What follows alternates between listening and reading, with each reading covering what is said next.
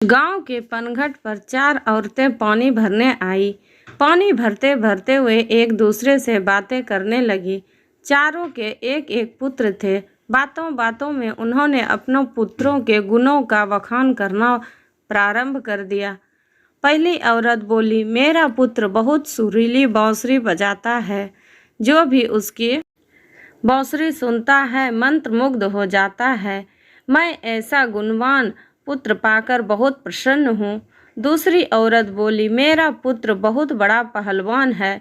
इस गांव में ही नहीं बल्कि दूर दूर के गांव में उसकी बहादुरी का डंका बजता है। ऐसा गुणवान पुत्र भगवान सबको दे। तीसरी औरत कहाँ पीछे रहती, वह बोली, मेरा पुत्र कुशाग्र बुद्धि है। उससे अधिक बुद्धिमान इस पूरे गांव में नहीं। लोग अपनी समस्याएं लेकर उसके पास आते हैं। मैं ऐसा पुत्र पाकर धन्य हो गए। चौथी औरत ने सबकी बातें सुनी लेकिन कहा कुछ भी नहीं। इस पर वे औरतें उससे कहने लगी, बहन तुम भी तो कुछ कहो ना, तुम्हारे पुत्र में क्या गुण है? कोई ना कोई गुण तो उसमें अवश्य होगा।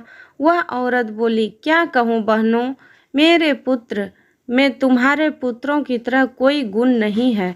उसकी बात सुनकर तीनों औरतों ने गर्व से अपना सिर उठा लिया। कुछ देर में सबने पानी भर लिया और वापस जाने के लिए अपना अपना घड़ा उठाने लगी। उसी समय पहली औरत का पुत्र हाथ में बांसुरी लिए वहां से गुजरा। उसने देखा कि उसकी माँ पानी से भरा घड़ा नहीं उठा पा रही है, किंतु वह यह अनदेखा कर बांसुरी बजाते हुए वहां से चला गया। दूसरी औरत का पहलवान पुत्र कुछ ही दूरी पर मुंदर घुमा रहा था। उसकी माँ कुएं से घड़ा उठाकर जैसे ही उतरी उसका पैर फिसल गया।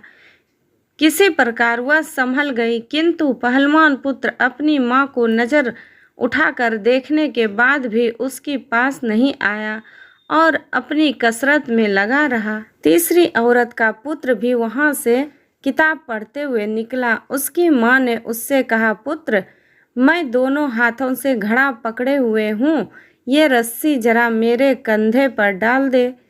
लेकिन वह अपनी माँ की बात अनसुनी कर वहाँ से चला गया। तभी चौथी औरत का पुत्र वहाँ आया। अपनी माँ के सिर पर घड़ा देख वह उसके पास गया और उसके सिर से घड़ा उतारकर अपने सिर पर रखकर चलने लगा। कुएं के पास बैठी एक बुढ़िया यह सब देख सुन रही थी। वह बोल पड़ी, मुझे तो यहाँ बस एक ही गुणगान पुत्र नजर आ रहा है, वही जो अपने सिर पर घड़ा लिए जा रहा है। माता पिता की सेवा करने वाले पुत्र से गुणवान पुत्र भला कौन हो सकता है? सीख, गुणवान वही है जो अपने माता पिता की सेवा करे और साथ ही सबकी सहायता के लिए तत्पर रहे। धन्यवाद। अगर आपको हमारी वीडियो पसंद आती है तो लाइक, शेयर और सब्सक्राइब करें। तब तक के लिए हर हर महादेव।